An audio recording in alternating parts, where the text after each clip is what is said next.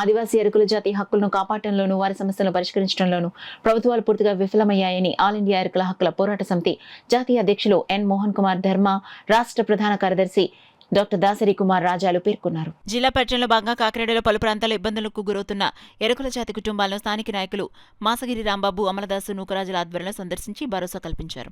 ఈ సందర్భంగా ఏర్పాటు చేసిన మీడియా సమావేశంలో వారు మాట్లాడుతూ కాకినాడ జిల్లాలో ఎరుకుల సామాజిక వర్గంపై అగ్రవర్ణాల దాడులు అధికంగా జరుగుతున్నాయని ఆవేదన వ్యక్తం చేశారు. వాటిని అరికట్టాల్సిన పోలీసు అధికారులు నిర్లక్ష్యంగా వ్యవహరించడం అత్యంత దారుణమన్నారు. పందుల పెంపకం కోసం ప్రతి కుటుంబానికి 5 ఎకరాల భూమిని ఇవ్వడం జరిగిందని కనీసం సదుపాయాలు కల్పించలేకపోయారన్నారు. ఎరుకుల జాతి సమస్యలు పరిష్కరించడంలో అలసత్వం వహిస్తే ప్రజా సంఘాలతో కలిసి ఉద్యమిస్తామని హెచ్చరించారు. ఈ కార్యక్రమంలో ఆల్ ఇండియా ఎరుకుల హక్కుల పోరాట సమితి నాయకులు అమలదాసు శ్రీనివాస్, కాకినాడ రూరల్ అధ్యక్షులు అమలదాసు అన్నవరం, హరిబాబు, మానపూడి శివదుర్గ ప్రసాద్ తదితరులు పాల్గొన్నారు. అదేవిధంగా కాకినాడలో ఉన్నటువంటి జగన్నాథపురం సంబంధించినటువంటి ఇరగాని పీరిగా రవితేజ్ అనేటువంటి ఎరుకుల కులం వాళ్ళు ఇంటి పక్కన చికెన్ కొట్టుకొని వాళ్ళ ఇంట్లోనే కొట్టుకుంటా ఉంటే పక్కనటువంటి రౌడీ అటువంటి బాషా, హను అనే 2 ముస్లిం సోదరులు వాళ్ళని చిత్రహింసలు పెట్టి కొట్టి కులం పేరు పెట్టి దూషించడం జరిగింది. దీని మీద కూడా 11వ తారీఖున ఇంద్రాపాలెం పోలీస్ స్టేషన్లో కంప్లైంట్ ఇవ్వడం జరిగింది. సుప్రీంకోర్టు గైడ్లైన్స్ ఏమున్నది, ఎక్కడైతే అట్రాసిటీ కంప్లైంట్ ఇచ్చారో వారి వెంటనే ఎఫ్ఐఆర్ కట్టమని ఇన్వెస్టిగేషన్ చేయమన్నది, కానీ పట్టించుకోలేదు.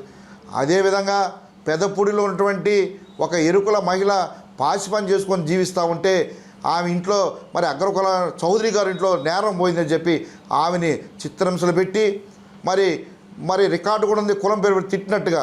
అయ్యా మేము ఇప్పుడు పోలీస్ స్టేషన్ రాలేము, మా అమ్మాయి ఇట్లా పుష్పవతి అయిందని చెప్పినా కూడా అక్కడ ఉంటే అగ్రకులాల ఏజెంట్ ఉంటే పెదపూడి పోలీసు వారు వచ్చి ఆ అమ్మాయి రైసరాలు అయిందా లేదని చెక్ చేసుకునేది. అంటే మన సమాజం ఎంత దుర్మార్గం ఉన్నదో ఆలోచించాలి.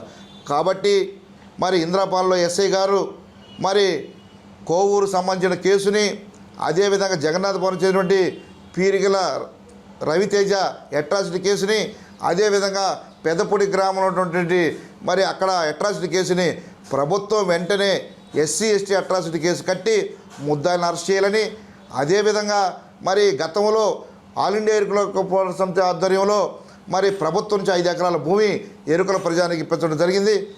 కనీసం ప్రభుత్వం ఇంతవరకు దాని మీద ఎటువంటి చర్యలు తీసుకోలేదు. దానికి త్రాగునీరు, అదేవిధంగా కరెంటు, అదేవిధంగా ల్యాండ్ లెవలింగ్ చేయాలని చెప్పి ప్రభుత్వాన్ని మేము డిమాండ్ చేస్తా ఉన్నాం. లేని పక్షంలో ఆల్ ఇండియా ఎరుకుల పోరాట సమితి కాకినాడ జిల్లాలో మిగతా ప్రజా సంఘాలను కలుపుకొని ఉద్యమాన్ని ఉధృతం చేస్తామని హెచ్చరిస్తాం.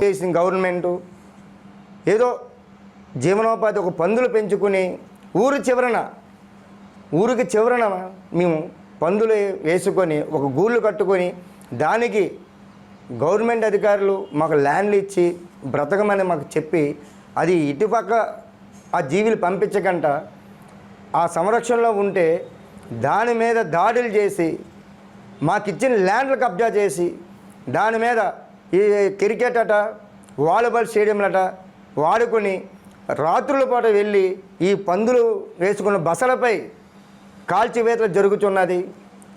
మన నిజమైన మా ఎరుకుల ప్రజలు మీ ఏ రకంగా బతకాలని ప్రభుత్వాన్ని డిమాండ్ చేస్తూ ఈ అధికార పార్టీ, ఈ పాలక పార్టీలు మా ఓట్లు కావాలి కానీ మేము అవసరం లేదని నేను అడుగుతున్నా. అలాగే ఈరోజు ఆడపిల్లలపై చాలా దారుణంగా హింసిస్తున్నారు.